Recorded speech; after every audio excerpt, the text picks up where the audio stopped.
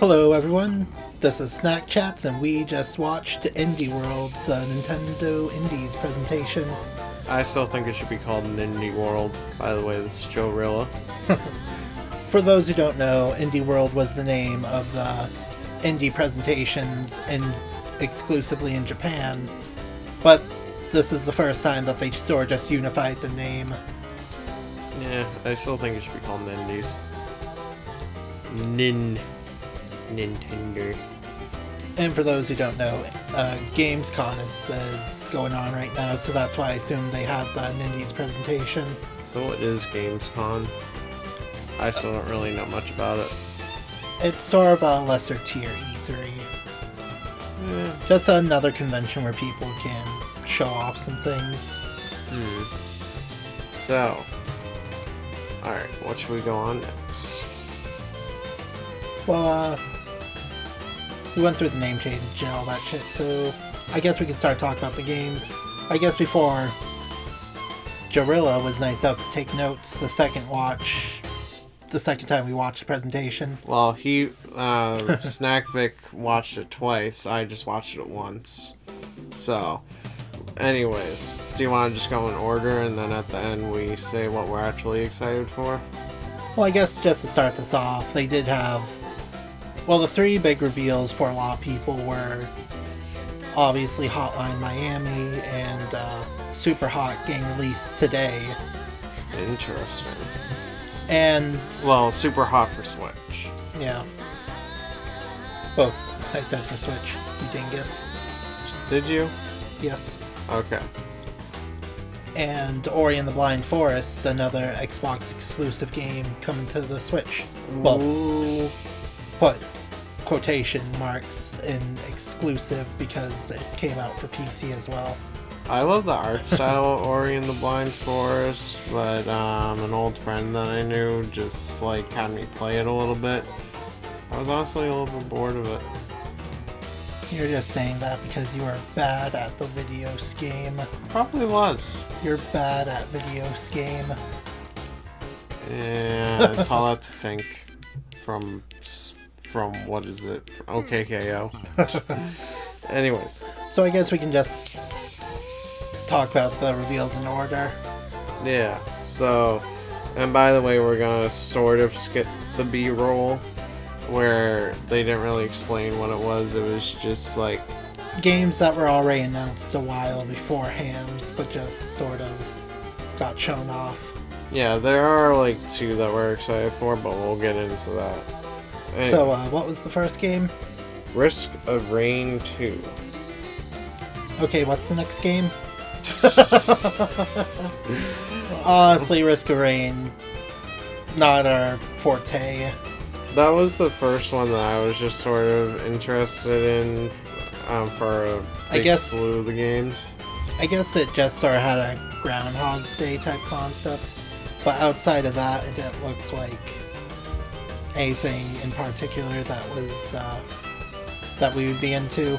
I didn't even really understand it. I only put down for notes interested because dinos. Yeah, there were some lizard guys that you fought, but there was zero gameplay. It was only a cinematic trailer. Yeah. I mean, obviously there's a Risk of Rain 1, but we didn't really look into any of these games before doing this record, and this is just our raw thoughts. Raw and meaty thoughts. Before going further, don't you go, those raw meaty thoughts with those lizard dinosaur men. Stupid, sexy lizard men.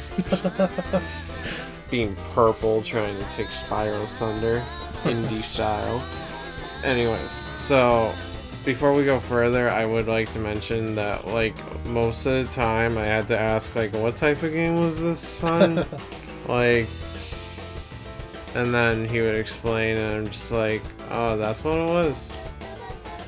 So I'm just saying these indie titles didn't really do good at explaining what they were. Yeah.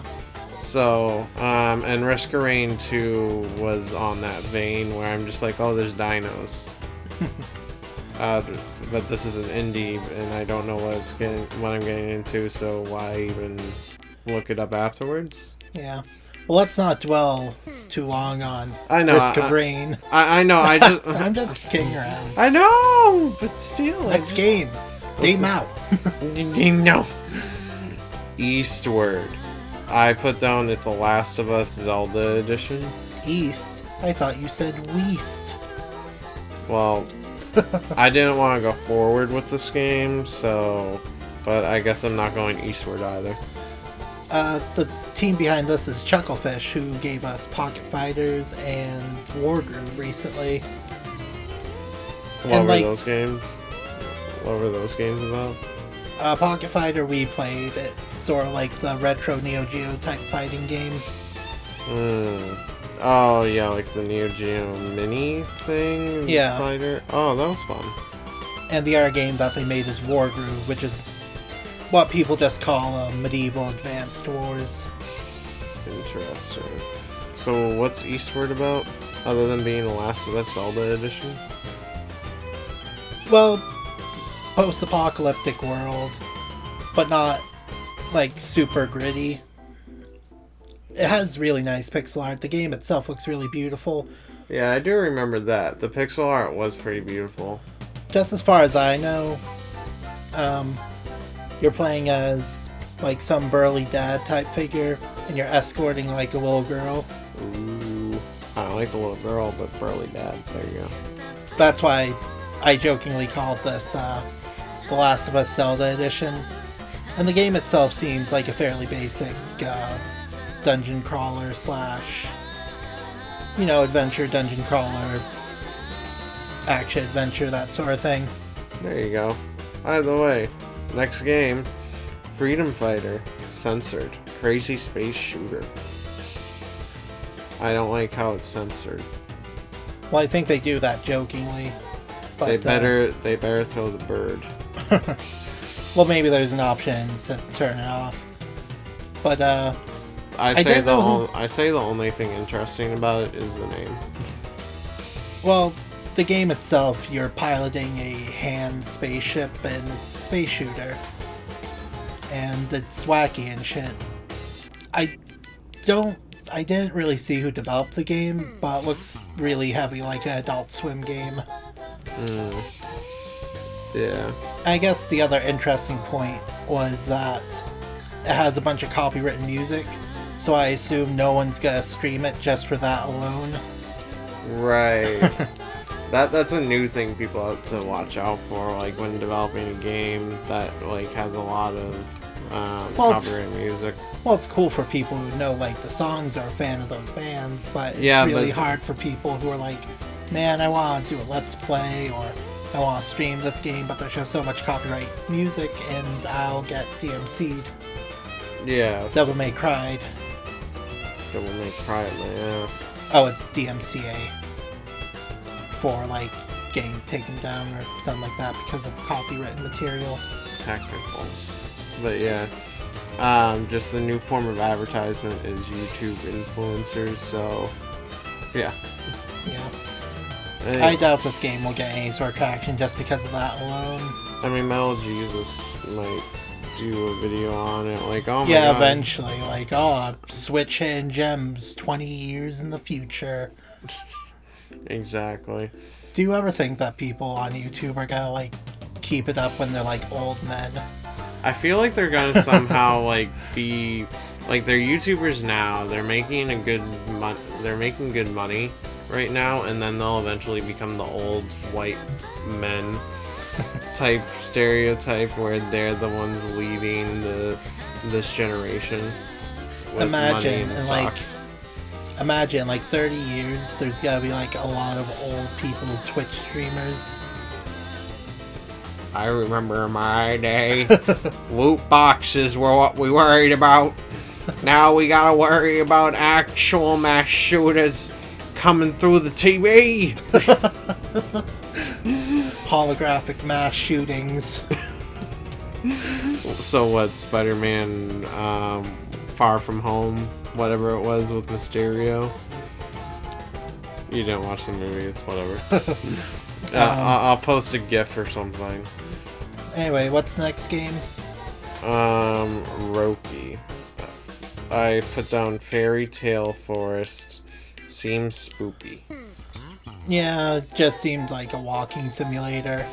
It looked like it was made in Unity for obvious shader effects, and I don't know, the style is interesting, but I know the story won't go anywhere. Like, what was it called?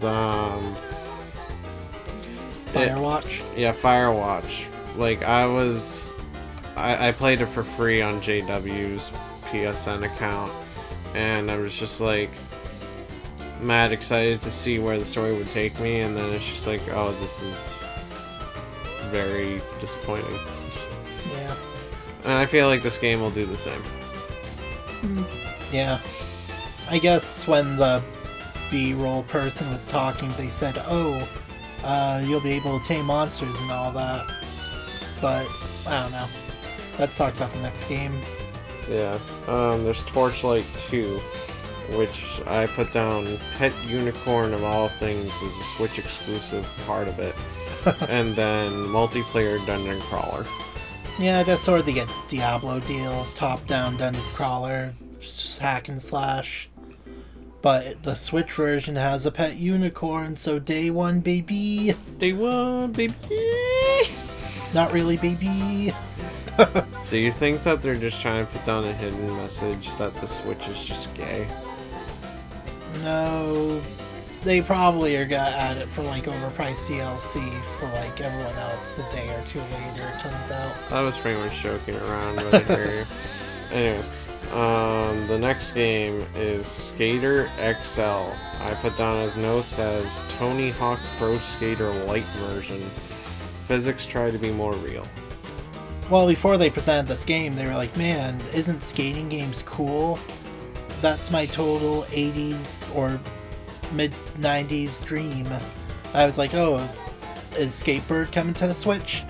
But no, it's just Skate XL. We're sort of excited for Skateboard. Yeah. Like, it seems like an interesting enough concept. The only, like, skating video game I've ever played is Crayola Scoot. And you love that game. It is the best video game. Now, but I would like to add that, first of all, to make a good skating game, you either need to have good copyrighted music, or good visuals, or you have to have good ragdoll physics when you get hit and just like, because I know that's why everyone played Skate 3. Let's be all legit. You just wanted to play that game to get run over 1,000 times. And then Crayola Scoot. Get hit, eat shit. Get hit, eat shit. Pooed out Crayola rainbows. So yeah. Anyways, I mean, even all joking besides about Crayola Scoot, I enjoyed the game. It was a pretty fun skater. We are being serious. But yeah, I guess the whole draw of this specific skating game is that it wants to be a bit more realistic when it comes to like physics. Like in the trailer, it's like no two tricks are performed the same. And then I'm pretty sure the 20th time you do the same trick, it'll repeat in animation. Exactly. So I don't know. I don't see any promise in it. It just seems like Skating Simulator 2020. All right, what's the next game? All right, Europa. It's a puzzle adventure. All characters look like vinyl figures. Snack Vic thought I'd like it. It's just interesting, but I don't think it would be worth a buy. Looks like a bit of a tech demo in my opinion. Yeah, it does sort of look like a visual mess, because they have like sort of the realistic worlds, but at the same time they have like the vinyl figure, like kid robot characters. Yeah, and you spray paint on stuff. Like it actually sort of reminds me of remember that Cartoon Network thing where, like the old Cartoon Network bumpers. Yeah, old Cartoon Network bumpers where, like, it was when Secret Saturdays, Ben 10 Alien Force was going on. Yeah, I know exactly what you're talking about, and they had, like, the little nodes, I think that what they were called. Yeah, They looked like vinyl figures as well. Yeah. What I was gonna say is that this game, just visually alone, reminds me of, like, late 2000s, like, stylized games, like, The Blob, or like some of the Rabbids games, like Rabbids Go Home. It just seems like it's definitely indie and, like, you know, there was no AAA direction to it. It looks like a Ubisoft game, kind of. Sort of. Like an old Ubisoft game that they would put on Wii forever ago. Yeah. Stop yawning. Oh. We're supposed to be having a serious discussion. Oh. Next game. Alright, so Superhot Switch uses motion controls. I still say you should just play it in VR. Well, the gameplay is completely different in VR. Bar than that, I don't really have much to say about this one. You could just buy it now and try it for yourself. Yeah, or watch gameplay, whatever. I still say it's better in VR. Alright, next game. Dungeon Defenders Awakened. Gameplay crusty looking. I instantly thought of Orcs Must Die. Ironically enough, since Gamescom is going on, they announced a new Orcs Must Die. When is it gonna die? It's been 4 games. Why are they gonna die? It should just be called Orcs Must Live. Watch, I called it. That's gonna be the 5th one. Orcs Must Live.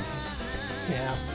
Just like how with like Mario Party 10, basically should have just been called Bowser Party. Anyways. I guess we can just skip to the next game. I really have nothing to say about. I mean, for Orcs Must Die, I played the first one. Not Orcs Must Die. The game was like tower defense. Yeah, but still, I'm just saying, like, with that genre, I played it for like a whole day, and then I was just like, I'm sick of this. Yeah, not really big in tower defense. Even though this is more of an action-y one, it's not my jazz. I know whenever Orcs Must Die actually has like a new game, they always go to PAX. Yeah. Like PAX East. Alright. And then there's... This is incorrectly spelled for probably trademark reasons. The Tourist, spelled T-O-U-R-Y-S-T. There's a Y instead of an I. Mostly voxel aesthetic, 80s Zelda clone. I hate voxel aesthetic. It's sort of trying to make a 3D pixelized look, but first of all, it doesn't make sense. Second of all, I just hate it. Well, I think it can look appealing if done right. I mean, there are games that have done that really well. Like, have you ever played 3D Dot Game Hero by Atlas? No, but if it's an Atlas game, I know it's going to be expensive and collectible. Yeah, most likely is. Anyway, for this game, it sort of looks like the whole, like, 80s, you're in a beach town, you're traveling to mysterious islands, trying to find out a mystery. Yeah, so that's pretty much it. There didn't seem to be a lot of combat, so I don't know if it's gonna be like purely puzzle based. But yeah, just make sure to take that sword with you, because Zelda clone. I don't know, the aesthetics of the game itself sort of reminded me of Hawaii Shakedown, where it has sort of like the tropical Hawaiian saying, but also like the 80s like shit. Either way, let's go into the next one. Yeah. Skell Boy. It's like skull, but with an E instead of a U. Like skeleton. Yep, skeleton type. So basically, it's a 3D pixel art adventure game. I don't really have much else to talk about. What did you think of the visuals for this one? I thought the visuals were sort of revolutionary in the same way that Octopath Traveler is, where they incorporated 2D pixel art with 3D elements and common day effects. Technically, a lot of I forgot the name of the game you just said. Octopath Traveler. Yep. Sorry for my dumb lizard brain. Anyway. You mean your dumb seal brain? Shut up. Bork. Anyway. Technically, a lot of the visuals from Octopath was voxel. Besides, like, characters. Anyway, Skellboy, a lot of it's like 2D sprite work. It sort of looks like a picture book. Sort of like the original Paper Mario. Yeah. Or like any Paper Mario. Yeah, like the characters are always like flat, but the world is like in 3D, so like... Somewhat 3D. Like, they do use a lot of like 2D elements. That's why I said like pop-up book instead, because like... Yeah. They do have like a lot of 2D elements that are just sort of placed on the field. And the big gimmick is that you can customize your character by swapping out body parts. Right. Because you're a skeleton, you can fall apart. Right. Now, Earth Knight is probably like the one that caught my eye the most and also caught my ear in the beginning, because they first say dragons took over the world. And then you jumped out of your seat and was like, what? What? I'm all about dragons. Because dragons. I'm a dragon slut. Anyways. Are there any dragons in this game that I can penetrate directly? Alright, let's not go that far. But yeah, so, alright, You so... went that far. Anyway. Did I? The main character sort of looks like Connie from Steven Universe. Yeah. It's a very interesting art style that really caught my eye, but it just didn't, like, I didn't know, like... Actually, no, Rock of Ages. Is that, like, a comparable art style? I guess. A lot of the visuals were, like, hand-drawn, and they blended a lot of 2D visuals with 3D. Like, a lot of the game, I couldn't tell if it was, like, an auto-runner or just a straight-up platformer. It looked like a lot of merges of art styles, but it actually was cohesively good. So pretty much, when you start the game, you'll be falling towards Earth.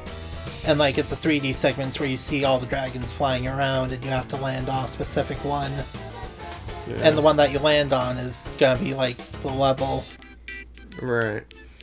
The graphics aren't, like, head over heels, like, when we go play this now, but it's definitely something that, like, can intrigue your interest if you have, like, a solid, like, how much? $20 to $30 for this game? It'll probably be a bit cheaper.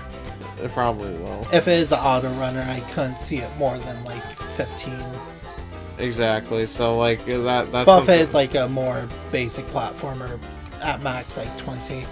But I don't know. I personally wouldn't mind dishing out some money, and if it ever gets a physical release, then I'm all on board. The visuals remind me of a more hand-drawn version of Nidhogg 2. Either way, this is definitely like one of the most that I was interested in that wasn't from the B-roll. Yeah. So that definitely is the MVP. Woo! It won the award! Whoa! What about you? Honestly, I guess just to get sidetracked for a bit. I guess since the last like indie presentation had expectations so high, because we didn't get just Cuphead, we also got like Cadence of Hyrule, like one of the first indies Nintendo crossover games. And that's when it was called Nindies. Yeah. Well, I think they still call them Nindies, just not as frequently, because someone was like, yeah, that's probably like a dumb name. Anyways, there is one last one that we should go over, which is Hotline Miami Collection from Devolver. That wasn't in the B-roll, but it's coming out. Well, it's out right now if you guys want to play it. It's just a collection with the 2 games. That was definitely something that like should be at the end of the A-roll, but it's like, I don't know, I just don't feel it. Yeah, a lot of like the bigger announcements and stuff didn't really catch our eye because like stuff like Superhot and Hotline aren't really our kind of thing. Ori and the Blind Forest is exciting, but I was sort of hoping for like a different Xbox game. Well, I was hoping to see like release date for Rivals of 8th Year. Yeah. So what was your favorite A roll before we go into the B rolls? I don't really have a game that... Well, I guess if you want to consider it A roll, Ori and the Blind Forest is definitely a game I'm gonna get, so I guess that one by default. That wasn't in the A roll, that was the B roll. No, it was like the final big announcement. Yeah, but that doesn't mean it's in the A roll. What is even A roll? A roll is before the B roll. And I'd say Ori and the Blind Forest was sort of like the final C roll. You're confusing.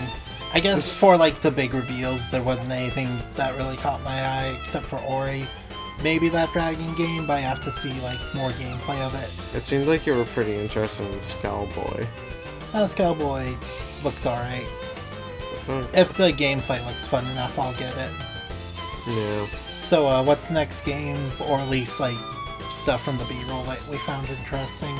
So we're only going to talk about the most interesting B-rolls, like we said before. So there was only 2 that we found interesting enough. So first one is Phogs. Phogs. Phogs. Oh yeah, it's a cat dog simulator, but 2 dogs. It looks cute, definite buy. Yeah. It does look interesting. It does look like a physics platformer sort of thing. It does look like... It looks like made for... It looks made for Nickelodeon, just slap on CatDog. I was gonna say made for 2-player because, you know, each like player controls one side. Yeah.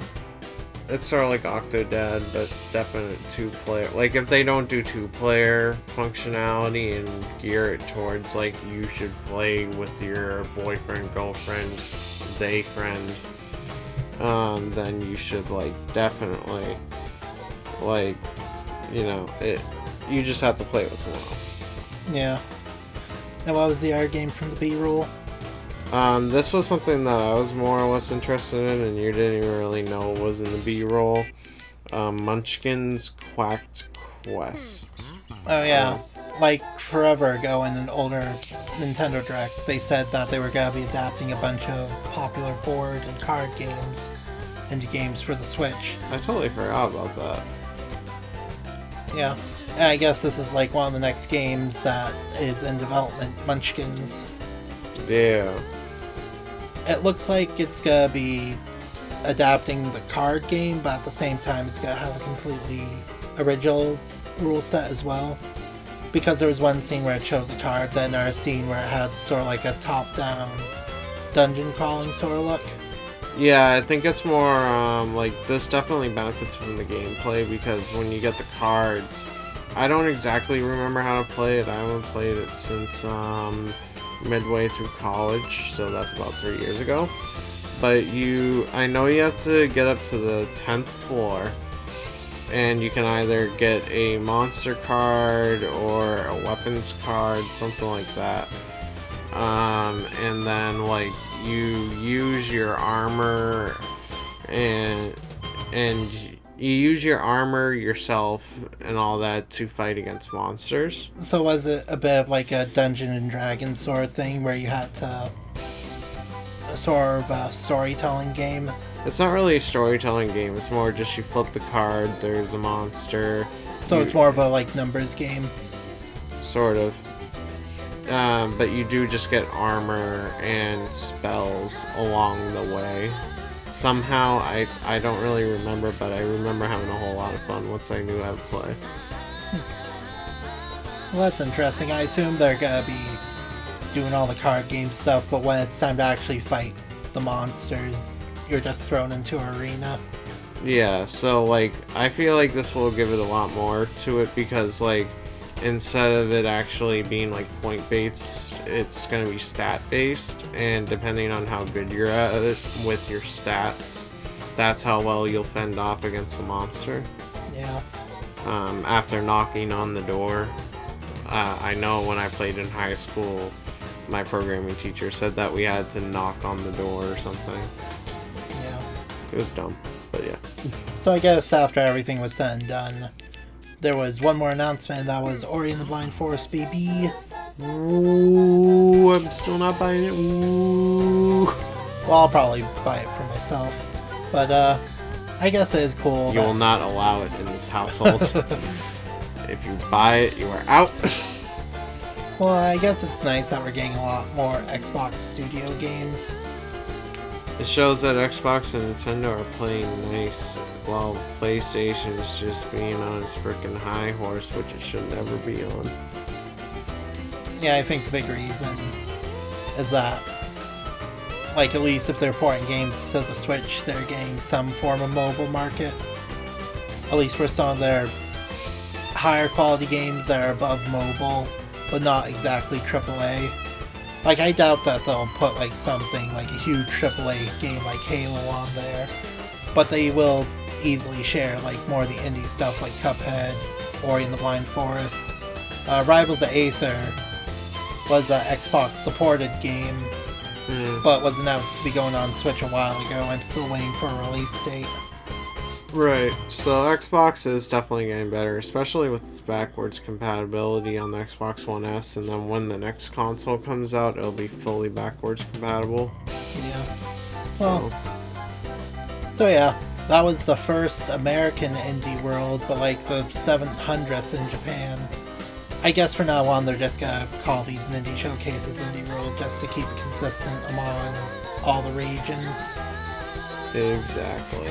So, how should we send this off, hon?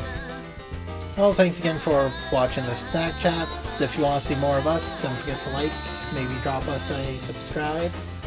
And maybe drop us a comment as well. Yeah. So... Tell us about our opinions, how they're terrible, and how we don't actually like indie games, it seems. Well, at least that's 70 games. But yeah, you guys have a good night or a good morning. Who cares?